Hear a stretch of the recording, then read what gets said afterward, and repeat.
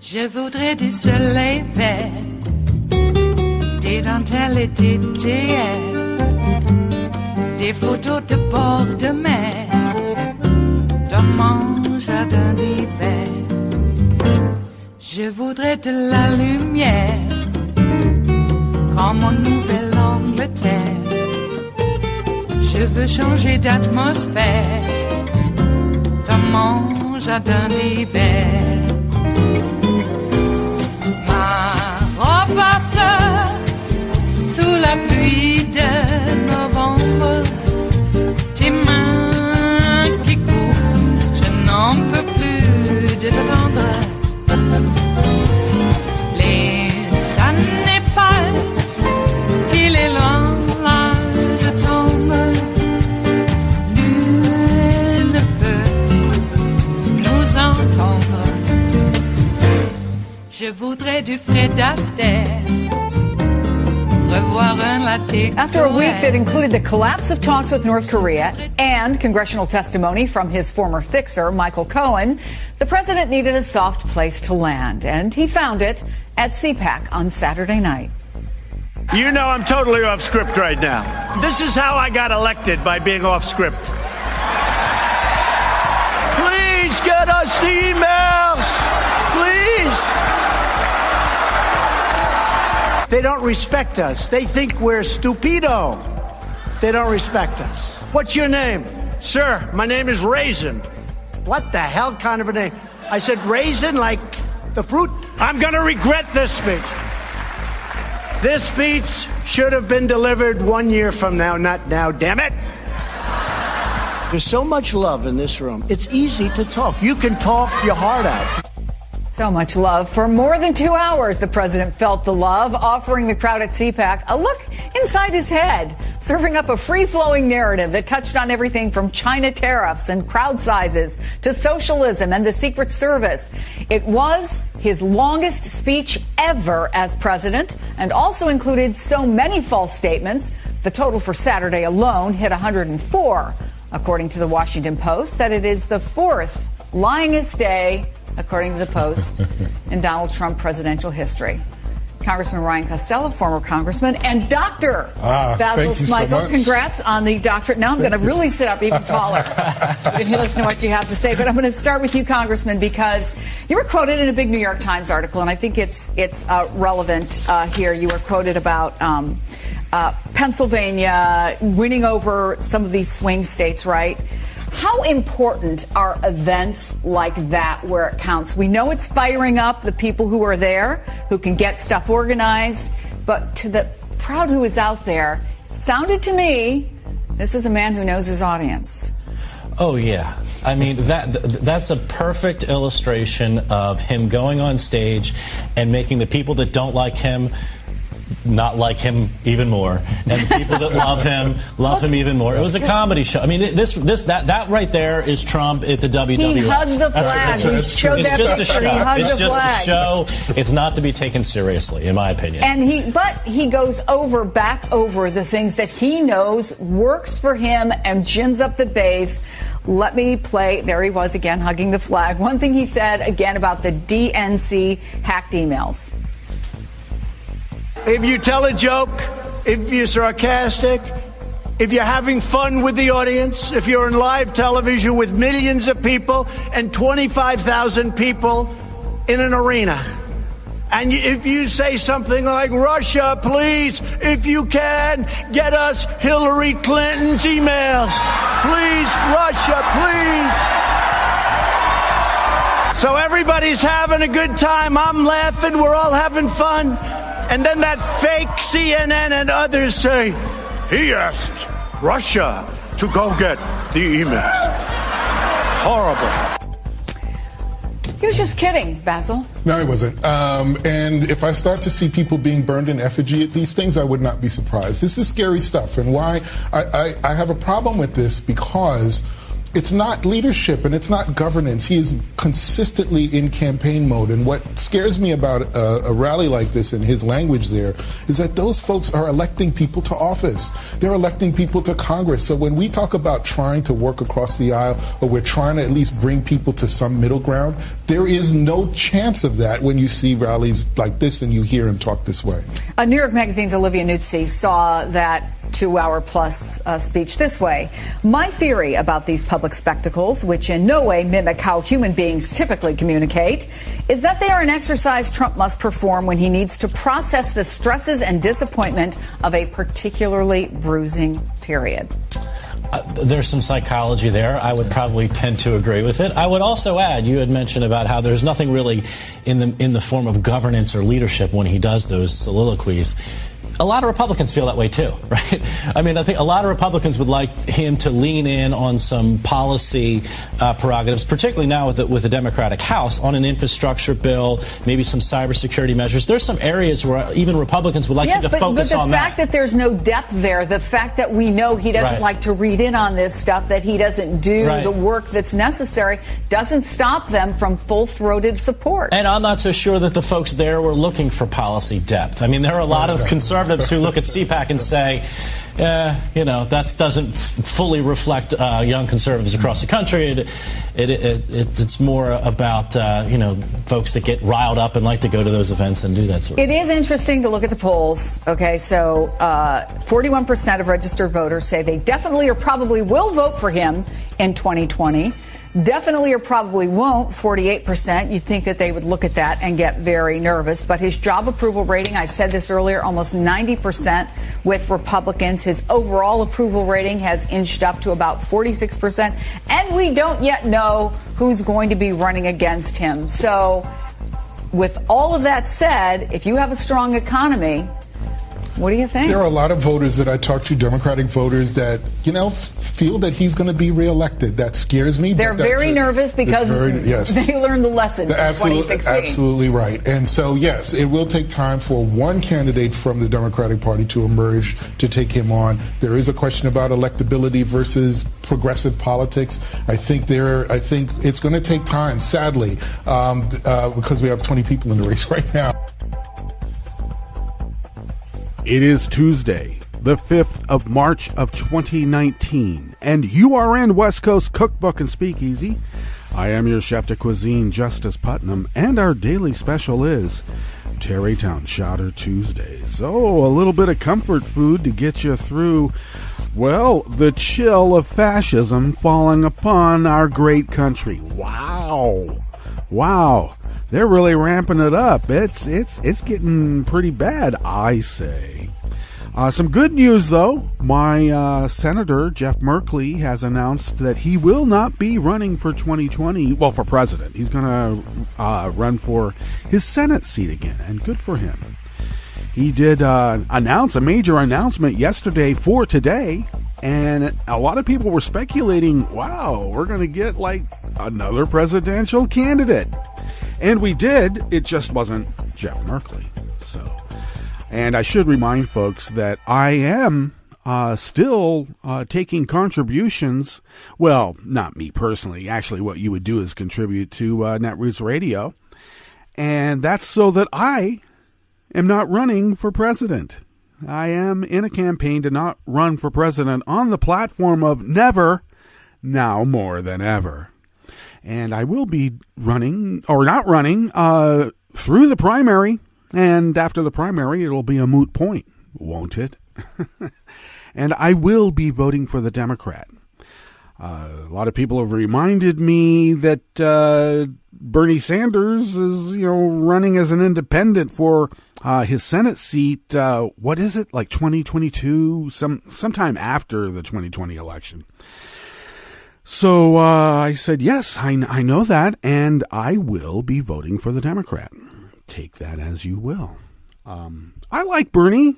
Bernie's got some stuff that's okay, and then he's got some stuff that, is kind of questionable.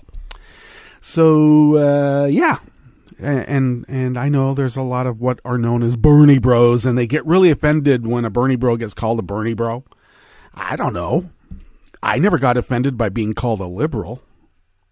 So even though it was a pejorative for decades, so much so that people stopped calling themselves liberals and said, I'm a progressive. Really?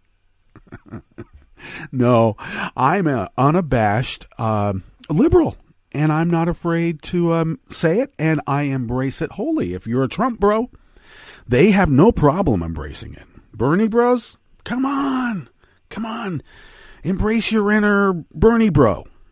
All right? That's what makes America great. Jeez. Speaking of making America great, what was Trump doing at CPAC? Isn't he getting a little old and long into the tooth? No, they love them some Trump at CPAC. Boy, those kids, they couldn't get enough of it. It's like finally an adult is telling us it's okay for us to be a bunch of dicks.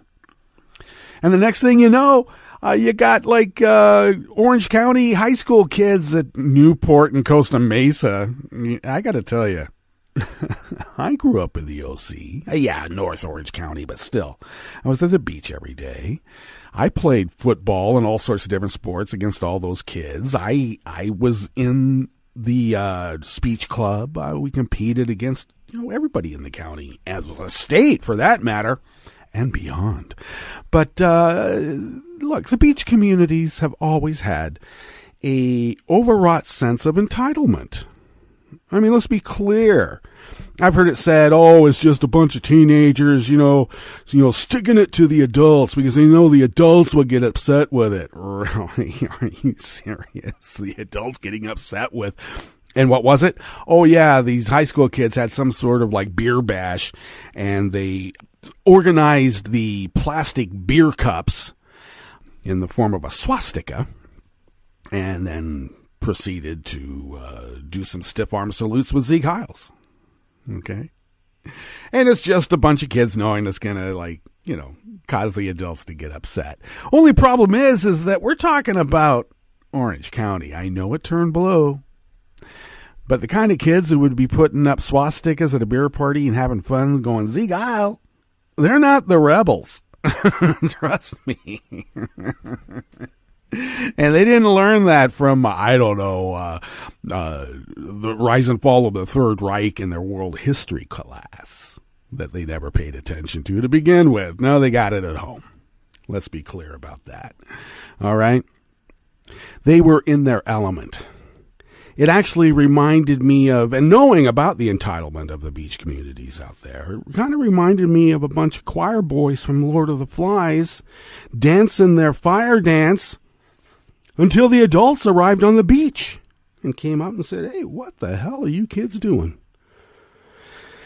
I loved it in the first movie, the look of Jack when the adult, the Navy guy, comes striding up the beach, because a jet had crashed and they're trying to find their guy. Then they find these kids who had been shipwrecked, or no, they had been in a plane crash. That's right. So the look on Jack's face of like, oh, I'm just a kid. You're an adult? Oh, we were just like here having fun in the sand. Yeah, beating the crap out of other kids and lording over them because they were in their natural element. They weren't kids trying to stick it to the parents any more than those kids in where, I don't know, some southern state maybe, who were yelling in high school kids again, drunk. Jeez, yelling about how they have to if we could just get all the inners out of here, we'll put them on a boat.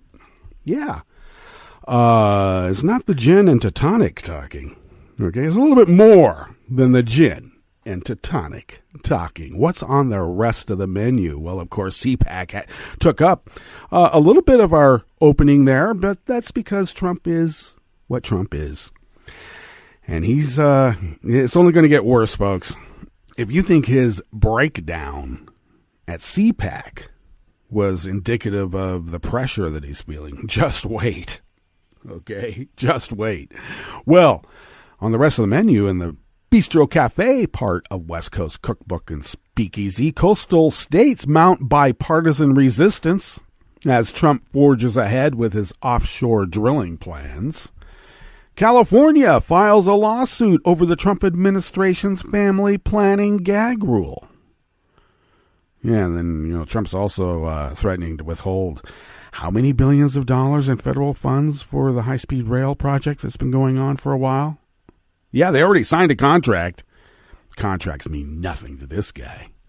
And Congress demands to see the communications between Trump and Putin. Translators are involved because they're the only ones that really can tell you what happened. Well, after the break, we then move to the chef's table, where Republican and Democratic U.S. senators are frustrated with the Trump administration's failure to provide more information about the murder of journalist Jamal Khashoggi. Bipartisan.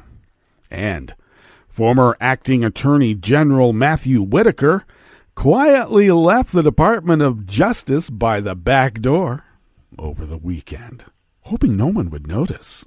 All that and more on West Coast Cookbook and Speakeasy. Bon appetit.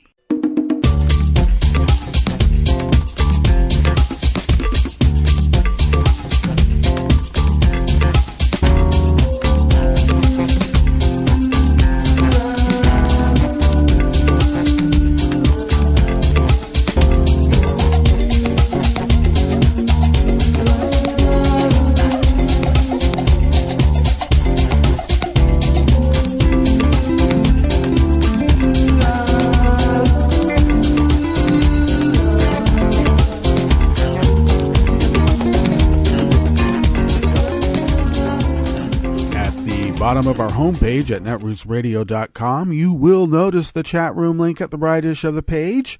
Thank you, Kelly Lincoln, for monitoring that platform.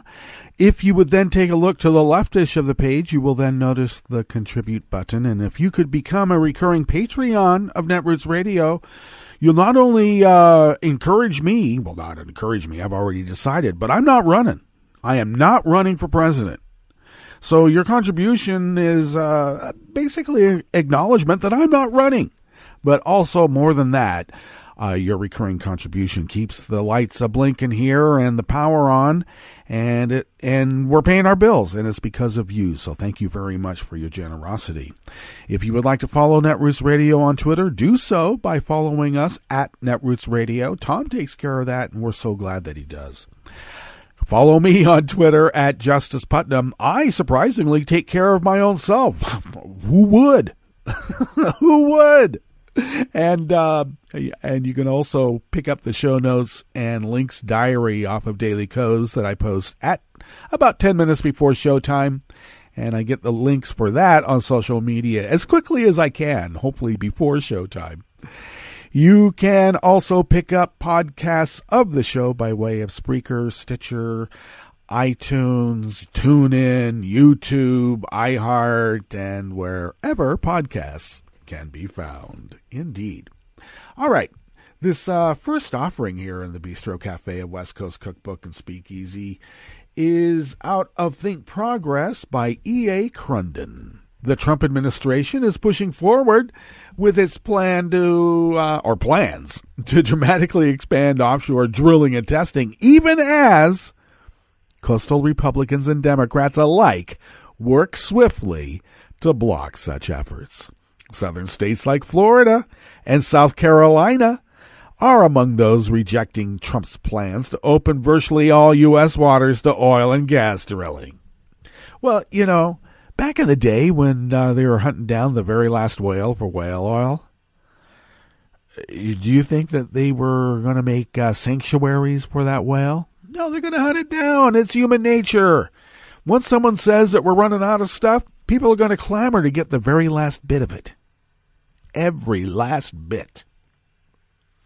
Last week, 27 Florida lawmakers, which is the state's entire House delegation, sent a letter to, the new acting Interior Secretary David Bernhardt, imploring him to make good on former Secretary Zinke's pledge to exempt Florida from offshore drilling plans. Well, I think everybody's pretty much thought, well, Zinke got paid, and now Zinke's not here anymore. If you don't want us to drill off your coast, you pay me. Pay me. Jeez. I don't know. These states, and even the Republican states, they should know how this works. They've been doing it themselves for years. Well, offshore drilling has been unpopular with coastal lawmakers from both parties. I wonder why.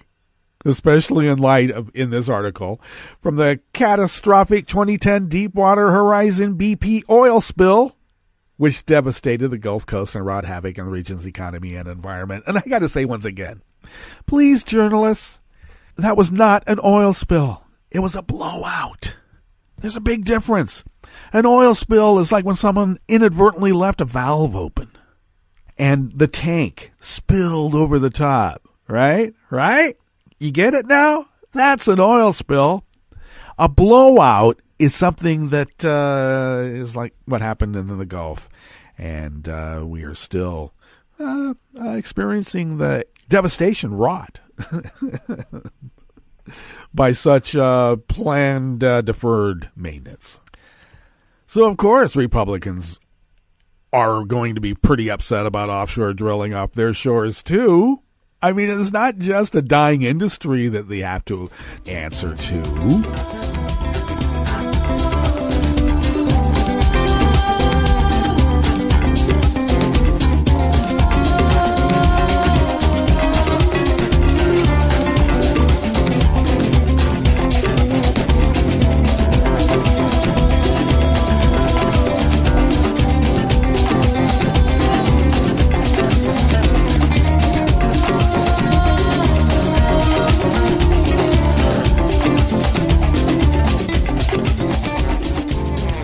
Amanda Gomez of Think Progress brings us this next offering here in the Bistro Cafe. Tarrytown Chowder Tuesdays. California Attorney General Xavier Becerra announced yesterday, that would be Monday, that he filed a lawsuit against a new Trump administration regulation that significantly alters the nation's only family planning program by barring abortion providers like Planned Parenthood. Becerra is the latest Attorney General to announce he'll sue over changes to the Title X program, joining Washington's Bob Ferguson and the ACLU, which is suing on behalf of family planning providers. A coalition of 20 states, including Oregon, New York, and New Jersey, are also expected to file a lawsuit today.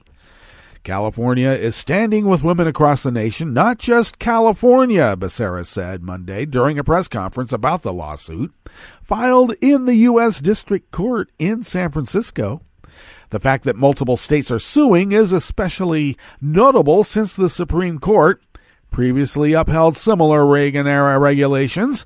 While many legal experts believe it is highly unlikely the highest court will ultimately strike down the new rule, the lawsuits provide ample opportunity to at least delay implementation.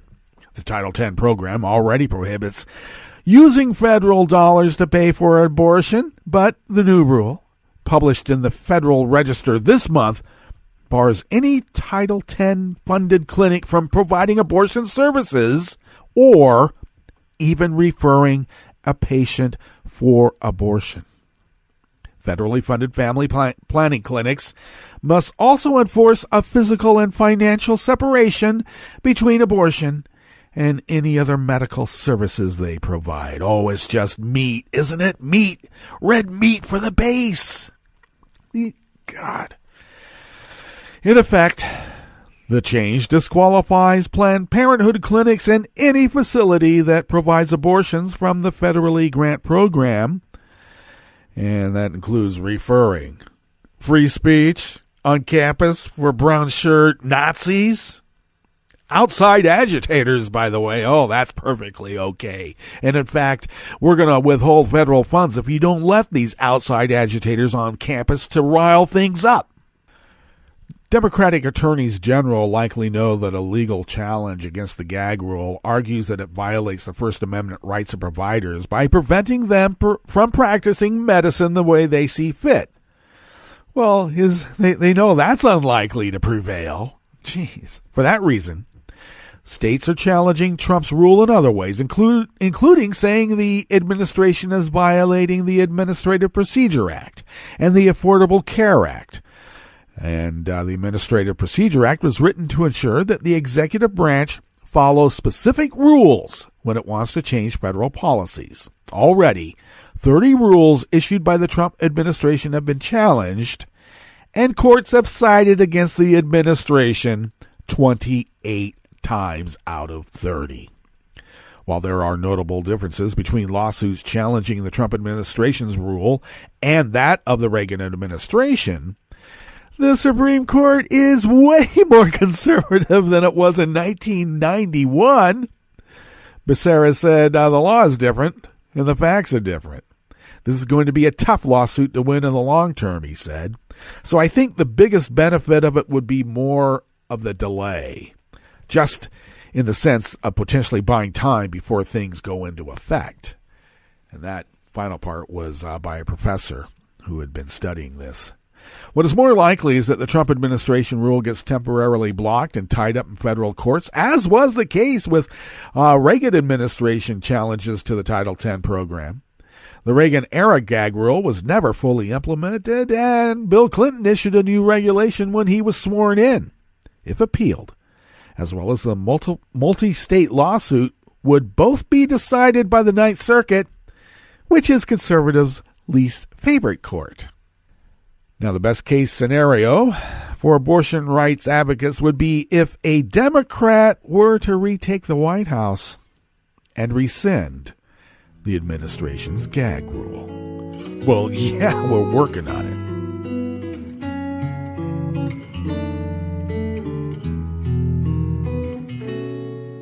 Je te donne ce mon amour pour la vie entière. La promesse de me trouver à tes genoux. Aussitôt que tu m'appelles, rester toujours fidèle. C'est tout, c'est tout. Je te donne tous mes printemps, mes étés de mer, mes automnes quand les feuilles tombent partout. Si ce n'est pas une bonne affaire, je te donne tous mes hivers, c'est tout. This final offering here in the Bistro Cafe at West Coast Cookbook and Speakeasy comes our way from Share Blue Media, and Emily Singer has penned this piece. Did you know that almost no one knows what was said to the Russian dictator behind closed doors, and the only way we know is what the Russian media told us? Is that any way to run a government? Well, I guess it is if you're in Russia. Indeed.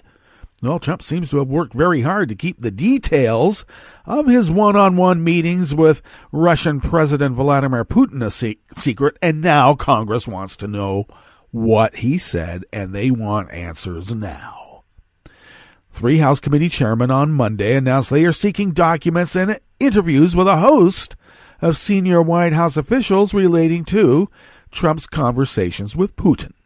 Trump, on multiple occasions, appears to have taken steps to conceal the details of his communications with President Putin from other administration officials, Congress, and the American people.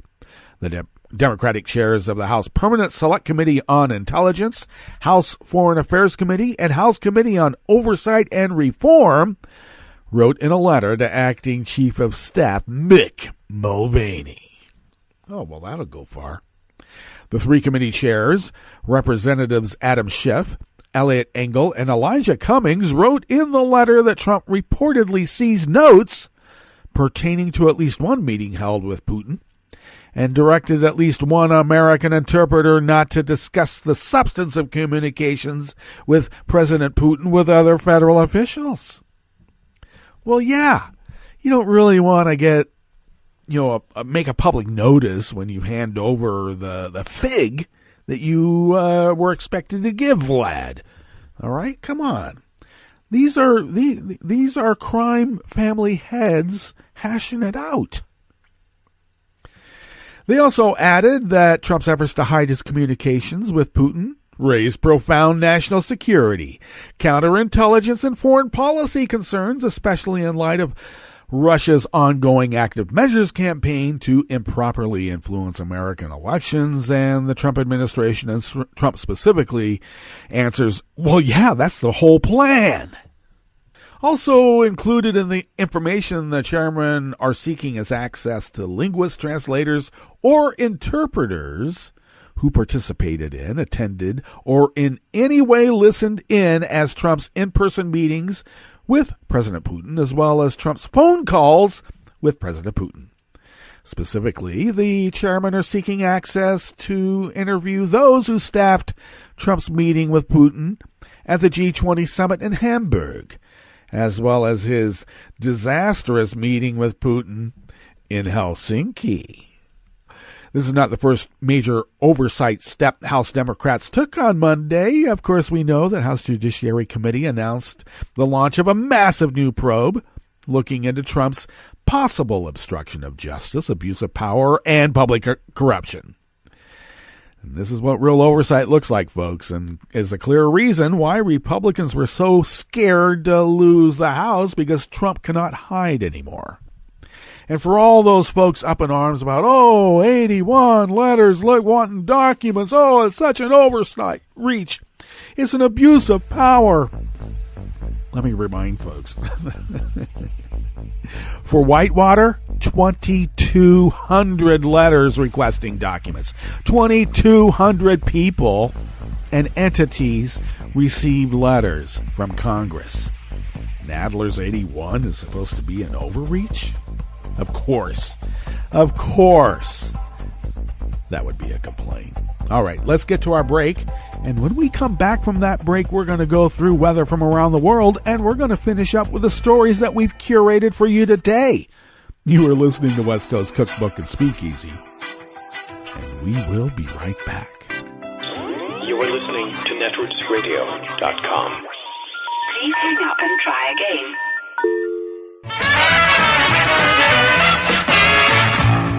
From a point at sea to the circles of your mind, a new force is at work for planetary transformation. New radio for a new Earth.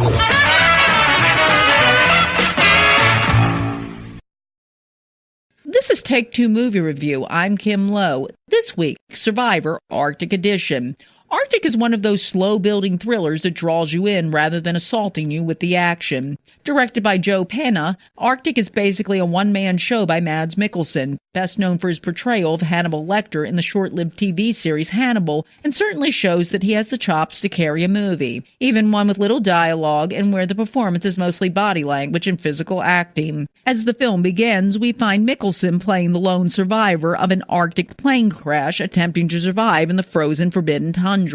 We never learn his name or anything about his life, but we know he is desperate to survive at any cost. For the first part of the movie, we see him catch fish, write the words SOS in the snow, and wait. All that changes when a new person joins him, a woman who's the lone survivor in the crash of a helicopter which had come to rescue him. The badly injured woman, who is only semi-conscious on her best days, becomes his sole companion and the only other human seen on screen. Her story, known to our protagonist only through her ID and family photos on her person, only heightens the stakes for him to bring them to safety. The struggle leads to many nail-biting moments as their sled-bound journey progresses. In many ways, this picture is similar to the Robert Redford Lost at Sea adventure All Is Lost from 2014. The mood and the tempo are much the same, but Mikkelsen, Penna, and cinematographer Thomas Thomason put their stamp on this film so it doesn't feel like a rip-off with snow instead of water. Overall, Arctic is a well-paced, relentless drama which will leave you satisfied even with its albeit minimalist conclusion.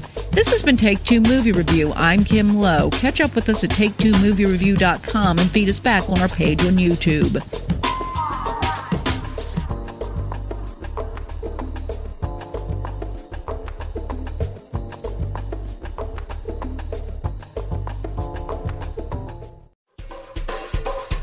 This is Scientific American's 60-Second Science. I'm Christopher Intagliata. Let's play a word game. What word can be put in front of the words stick, maker, and point to make 3 new compound words? Again, that's stick, maker, and point.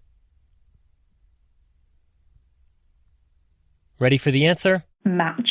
So that would then combine to make the words matchstick, matchmaker, and matchpoint. Emma Threadgold, a cognitive psychologist at the University of Central Lancashire in England. The point of tasks like these, she says, is to measure creativity. And if you didn't get it right away, don't worry. Neither did I. Maybe you had music playing as you thought about the words. And of course, many people do listen to music while they work. So Threadgold and her colleagues recently used such word puzzles to investigate whether listening to music affects creativity. They asked volunteers to solve 19 puzzles while listening to either a foreign language tune, an instrumental version of the same song, a familiar English language song, or silence. The results? In every case, volunteers listening to music solved fewer puzzles than their counterparts in total quiet, suggesting that background music does not really aid this kind of creative task.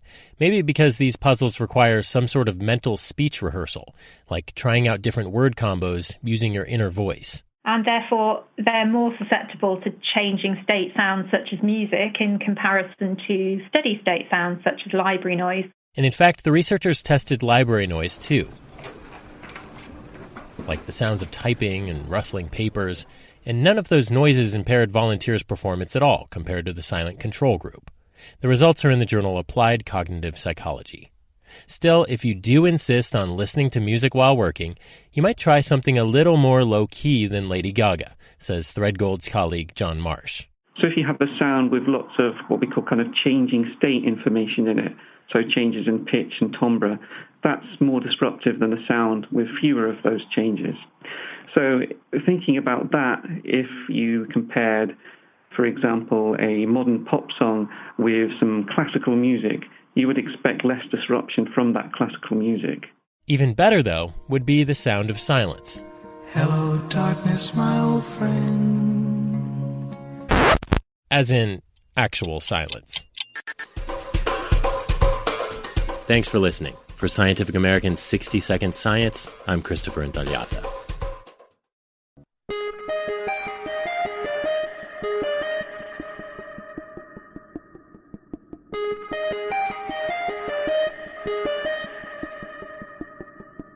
Hi, it's Tom.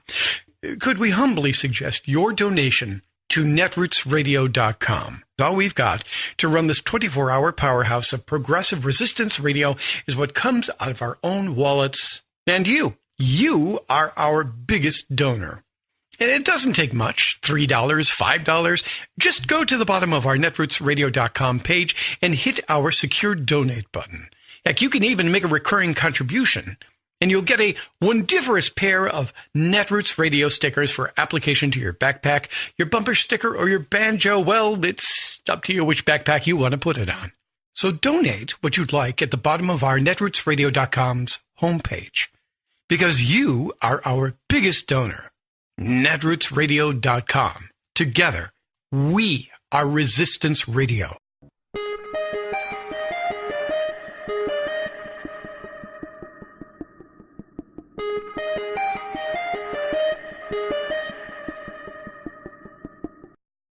I'm Rick Smith, and this is Labor History in 2.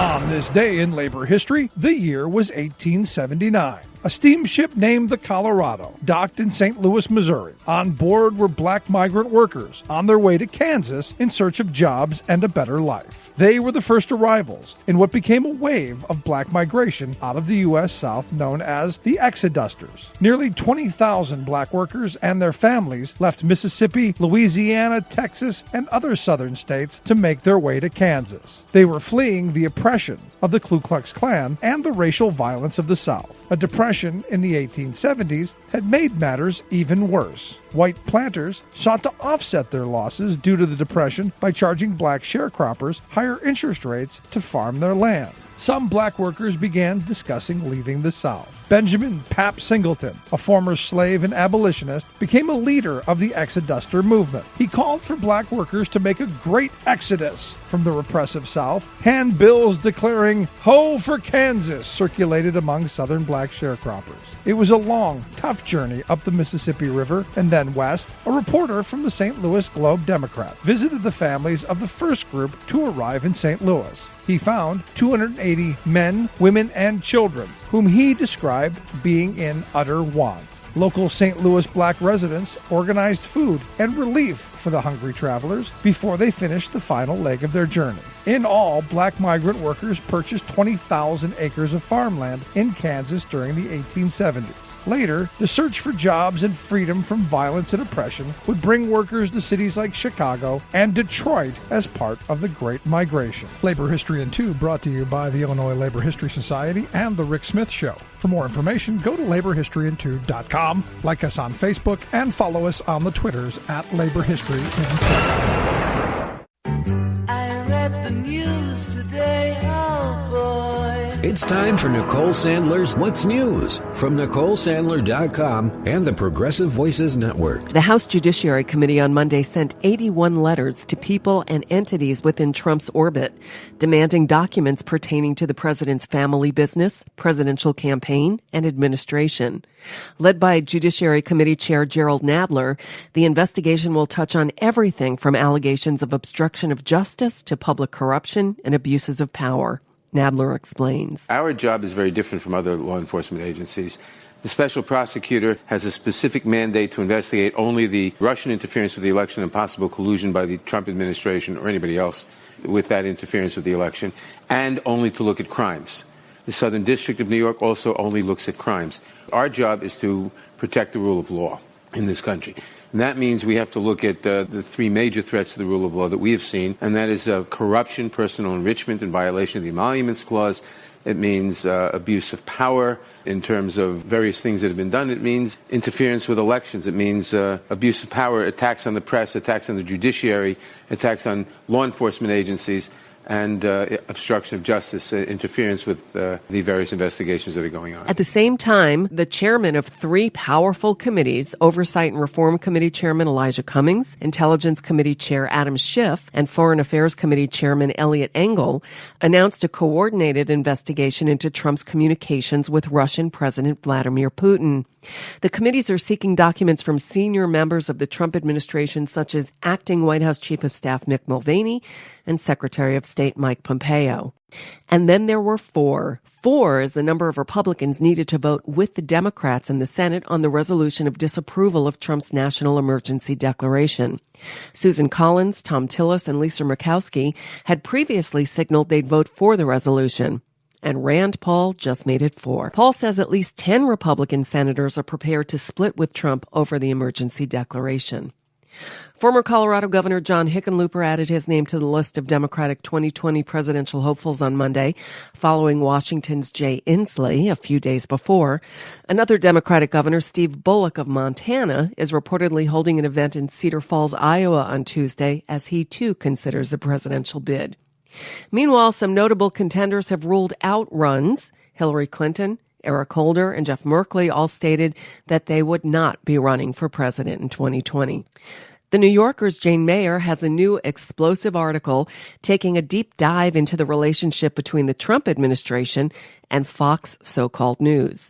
Mayer told one of the disturbing stories she turned up for the piece on CNN. A Fox reporter, Diana Falzone, had a big scoop, the Stormy Daniels story. And it was a year before the Wall Street Journal published it. It was a year before anybody knew about the alleged affair between Stormy Daniels and Donald Trump and the hush money to try to cover it up. She had the story. She had researched it for months. Then what happened? This was right before the election, the 2016 election, and According to the reporter who spoke to a number of colleagues at the time, she's now under a gag order, so she's not allowed to talk about it. But I interviewed people around her and who worked with her. They said that her editor at Fox said, "Good work, kiddo, but Rupert Murdoch wants Donald Trump to win, so set it aside." So it never came out before the election. I got to say, on behalf of the Wall Street Journal, I heard from them, they had a shred of it in print, but nobody paid any attention. They didn't have the whole story. She evidently had the story and had it cold. And finally, Donald Trump went on a 2-hour and 20-minute unhinged stream of consciousness rant at CPAC on Sunday that has talk of the 25th Amendment surfacing again. The Washington Post called him out for more than 100 lies. In one of them, Trump claimed that his public request for Russia to get Hillary Clinton's emails was just a joke. I hope you're able to find the 30,000 emails that are missing. I think you will probably be rewarded mightily by our press. You remember that.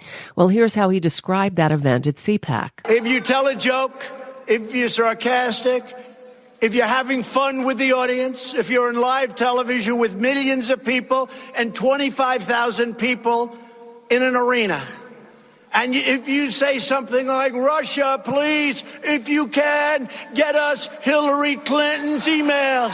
Please, Russia, please." NBC's Katie Turner was covering the campaign and recounted what actually happened that day. He didn't say that at a rally. He said that at a news conference in front of a bunch of reporters in the middle of the Democratic National Convention after DNC emails were already being leaked. But in the moment, I pressed candidate Trump on that 2.5 years ago and asked him, basically, were you joking? Here's what he said. Do you have any qualms about asking a foreign government, Russia, China, anybody, to interfere, to hack into a system of anybody's in this country, let alone the rival? Let the president talk to him. Look, here's the problem. No, you just called for it a moment ago, Mr. Trump. You said the Russians, I welcome you to find those. You said I welcome them to find those 30,000 emails. Well, they of probably Hillary have Clinton's. them. I'd like to have them released. Does that not give you pause? No, it gives me no pause. And that's just a bit of what's news for now. I'm Nicole Sandler. If you appreciate these reports and the Nicole Sandler Show, I hope you'll consider making a contribution. My work is 100% listener supported, and I can't do it without your help. Find out more at NicoleSandler.com/donate. From UN headquarters in New York, I'm Luke Vargas with your World in 2 minutes. Venezuelan opposition leader Juan Guaido triumphantly returned home on Monday after a 9-day international tour to gain support for his effort to dislodge President Nicolas Maduro. Venezuela's Supreme Court hit Guaido with a travel ban in January after he declared himself interim president, but Guaido defied that order. He entered Colombia on February 22nd to mobilize foreign aid and spent the following days touring South American capitals. Risking a possible 30-year jail term for leaving the country, Guaido returned to a rock star reception. 12 foreign ambassadors even met him at the airport to guarantee his safety. And only minutes after clearing customs, he addressed a major rally downtown. What's most interesting is that the military and Maduro is not arresting him so far. Ted Picone is a senior fellow at the Brookings Institute's Latin America Initiative. That tells you something, that they're divided or they're really worried about the reaction to such an arrest. While Guaido is free for now, his effort to win over the support of Venezuela's powerful military is proving more difficult than he or allies like the U.S. had hoped. Ryan Berg is a research fellow for Latin America at the American Enterprise Institute. Estimates are that currently there's anywhere between a few hundred and somewhere near 600 officers who have defected, but that's not nearly enough. Adding to Guaido's challenges, it's now carnival season in Venezuela, which some predict will dampen enthusiasm for protests. But Berg isn't convinced and thinks Guaido is wise to call for demonstrations and talks with public sector unions, even as some Venezuelans hit the beaches. Guaido, quite rationally, was looking at what happened last week when Maduro said, actually, we're going to start the carnival celebrations early, and then everybody has off a few days before the weekend. People ended up showing up to work, basically sending the message, we don't take orders from you anymore. Luke Vargas, the United Nations.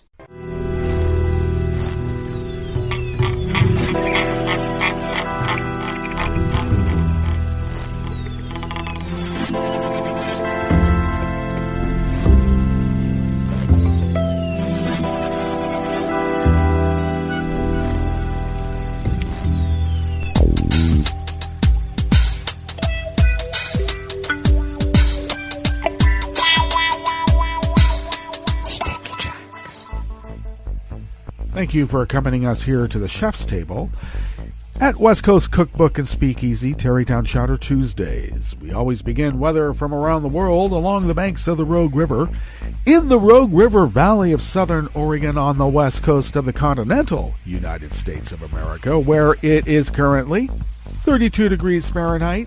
We're going to be a tad cooler than yesterday. We're looking at a high of maybe 49 to 51. Upper 40s, low 50s. Quite a bit of rain on its way. Right now, the winds are out of the east-northeast, light and variable. We'll continue out of that direction at that velocity.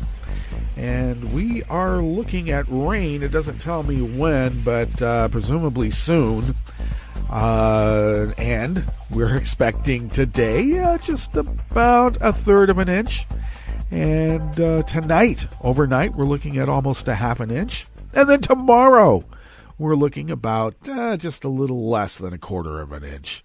How is that possible? Oh, okay, so rain is expected to be in here in another hour or so. All right, pollen is rated at none. The air quality index is getting a tad worse. It's up to 55 parts per million in the moderate range, which is not healthy for people with unhealthy breathing problems. And the daytime UV index is in the moderate range of 3. Barometric pressure is holding steady at 29.71 inches in the region. Visibility is up to 10 miles, and relative humidity is at 82%. Weather from around the world is brought to you by people's personal weather stations that they purchased. These people planted these purchased personal weather stations somewhere on their property, and these people positively live around the world. London is 53 and mostly cloudy. Paris is 55 and cloudy. Rome is 58 and fair. Kiev is 46 and partly cloudy. Kabul is 29 degrees and clear. Hong Kong, 70 degrees and partly cloudy. Tokyo is 51 and cloudy. Sydney, Australia is 74 degrees and clear.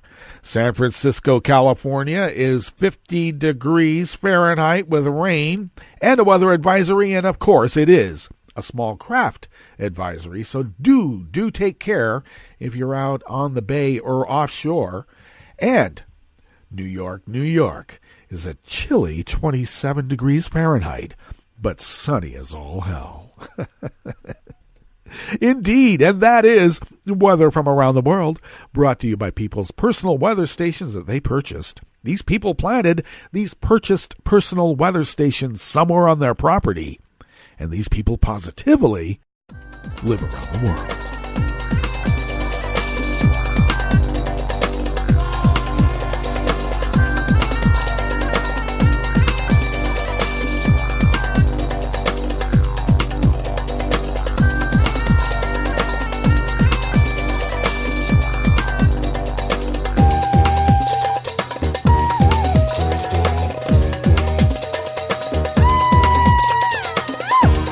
Patricia Zengerle brings us this first amuse-bouche here at the Chef's Table at West Coast Cookbook and Speakeasy.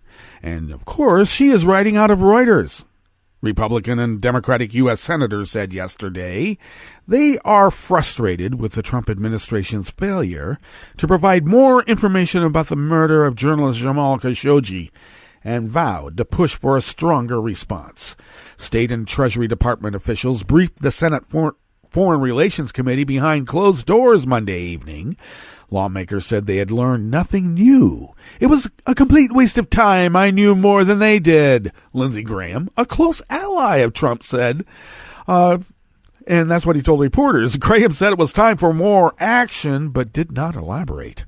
Republican Senator Mitt Romney said it was not very helpful, and it was frustrating for a number of us to have made so little progress.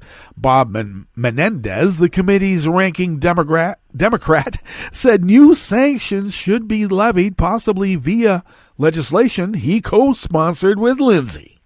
I think the Senate's going to have to act unless it's willing to accept the death of a U.S. resident journalist as an acceptable action because of a broader relationship. I don't accept that. but I'm pretty sure the Trump administration does. It's a fair trade. He hates the press anyway.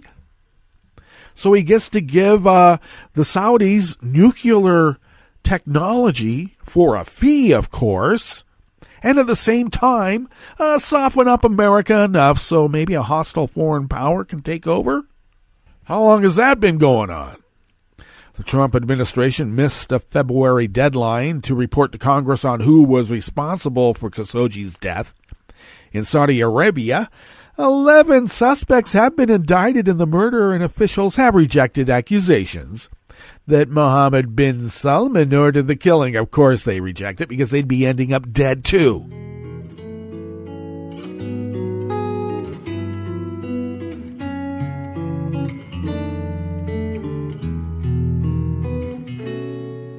Je te donne ce mon amour pour la vie entière. La promesse de me trouver à tes genoux. Aussitôt que tu m'appelles, rester toujours fidèle. C'est tout, c'est tout. Je te donne tous mes printemps, mes étés de mer, mes automnes quand les feuilles tombent partout. Si ce n'est pas une bonne affaire, je te donne tous mes hivers, c'est tout. Sarah Lynch of Reuters brings us this final amuse-bouche here at the Chef's Table at West Coast Cookbook and Speakeasy, Tarrytown Chowder Tuesdays. Matthew Whitaker, whose brief tenure as acting U.S. Attorney General was marred by accusations he might try to interfere in a probe of Donald Trump's campaign, left his Justice Department job over the weekend, quietly and out the back door, because Barr is perfectly capable of disrupting the investigation now. Well, Whitaker's last day at the department was on Saturday, and a spokeswoman said that she did not know where he might be headed next. I don't know. Could be Fox, could be Sinclair. It might even be in the White House. In mid-February, Attorney General William Barr was sworn in, and Whitaker stepped down from the top post to become a senior counselor in the Office of the Associate Attorney General. Oh, you mean like a watchdog looking over the shoulder at Barr? Well, they're pretty sure that Barr can handle the job now.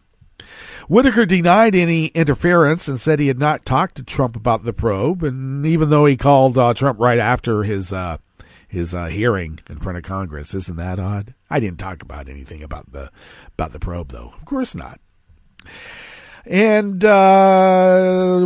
Whitaker first joined the Justice Department as former Attorney General Jeff Sessions, Chief of Staff in the autumn of 2017. Trump handpicked him as an acting Attorney General in November after Trump ousted Sessions. Whitaker's appointment alarmed Democrats, who pointed to numerous negative comments he made about the probe during his previous work as a conservative political pundit. Those concerns were exacerbated after the Justice Department disclosed that its career ethics lawyer had recommended that Whitaker recuse himself from the probe to avoid the appearance of a conflict, but that he declined to do so. Well, because they got William Barr to do that now, and he has. And the Justice Department also faced a backlash in the form of multiple lawsuits alleging Whitaker's appointment violated the U.S. Constitution and the federal law governing succession in the department. None of the plaintiffs who challenged Whitaker's appointment prevailed, and the issue has been since mooted with Barr's Senate confirmation, of course.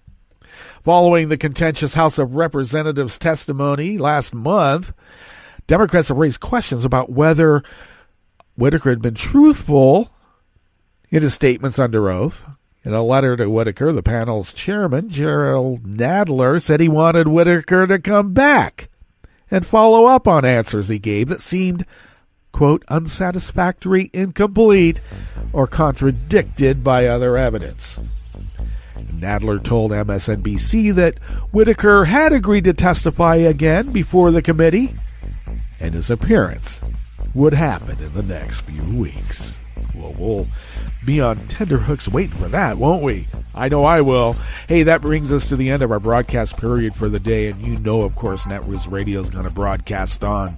We're going to meet up tomorrow for Smothered Benedict Wednesdays, so stay tuned to Netroots Radio all day and all night for all the breaking news as it breaks, and we'll meet up here, right here tomorrow in West Coast Cookbook and Speakeasy.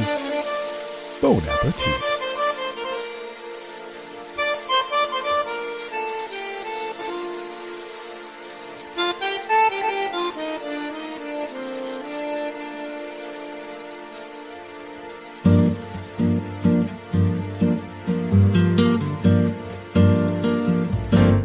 Je voudrais du soleil vert, des dentelles et des théères, des photos de bord de mer, dans mon jardin d'hiver. Je voudrais de la lumière, comme en Nouvelle-Angleterre. Je veux changer d'atmosphère, dans mon jardin d'hiver. À fleurs sous la pluie de novembre, tes mains qui courent, je n'en peux plus de t'attendre.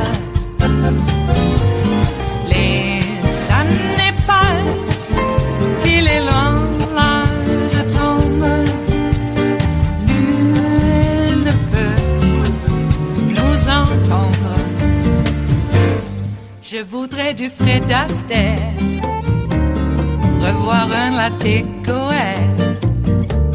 Je voudrais toujours te plaire dans mon jardin d'hiver.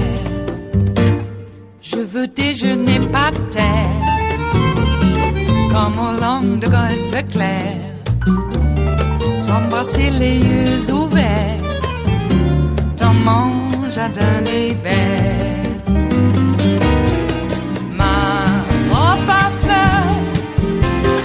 Pluie de novembre, tes mains qui courent, je n'en peux plus de t'attendre. Les années passent, il est loin, là je tombe. Nul ne peut nous entendre. Ba-da-da-dum-di-da-dum. Ba-da-da-dum-di-da-dum. Ba-da-da-dum-di-da-dum. Dans mon jardin d'hiver. Ba-da-da-dum-di-da-dum. Ba-da-da-dum-di-da-dum. Ba-da-da-dum-di-da-dum. Dans mon jardin d'hiver. Dans mon jardin d'hiver. Dans mon jardin d'hiver.